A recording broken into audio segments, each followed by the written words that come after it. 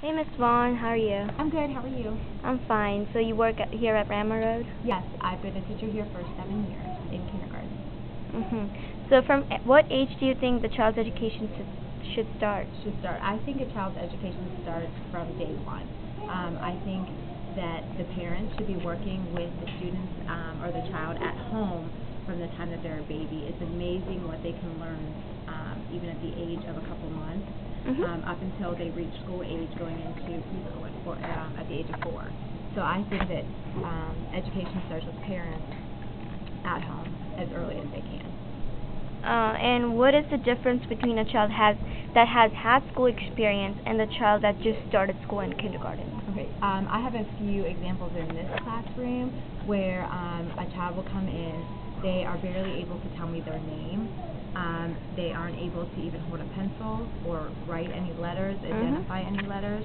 And then children who have received preschool or even some daycares are able to write their names, identify some letters. And then you have the children who go to school and their parents work with them, and they're able, I have some coming in able to read. So that would be the highest. But I have some that come in, and I would say being ready for kindergarten is knowing your letters, knowing how to write your first and last name, knowing how to write your numbers to 10, basic shapes and colors. And students who have prior education to kindergarten are able to do those things. So it is kind of difficult for you to teach everybody because they have different learning styles. It's very difficult as a teacher because you have the child who comes in who can't even hold a pencil to a child who comes in who's ready to read. So trying to meet all of those needs puts a lot on the teacher, but that's why we have to differentiate everything. That's why they're really pushing that every single minute of the day I'm teaching to all levels. So if I'm doing one activity, I have to try to gear that activity to the child who has not had prior education, and then try to challenge a child who is well beyond that. Right.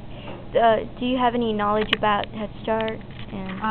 I have a little bit. I don't know the exact how the program is run, but I know that it's very important that we have that in our education system because if not, we have such high expectations for kindergarten students these days.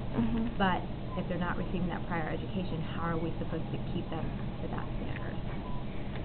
So what does a kindergarten curriculum look like? Well, we start at 7:15 and we go until 2:45. We do not have any snack time or nap time. They come in and they're expected to do a morning activity. Then we do about 15 minutes of calendar.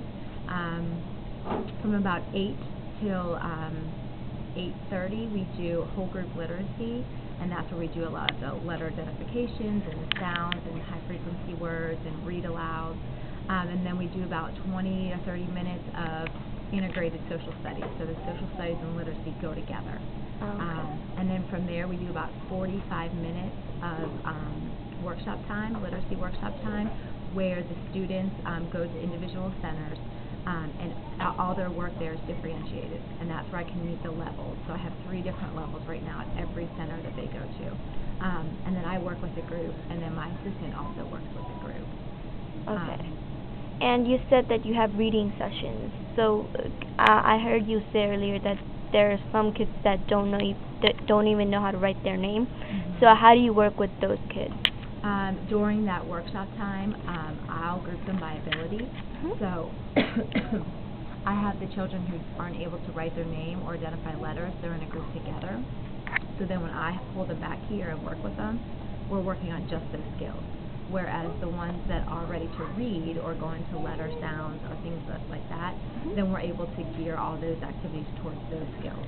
And then I take those activities we do and put them at a station later on, maybe the following week, and then they're able to do it independently.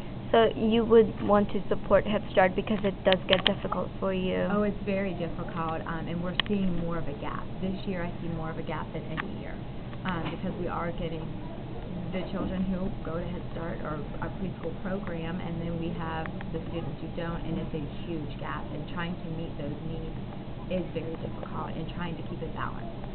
Thank you so much. You're welcome.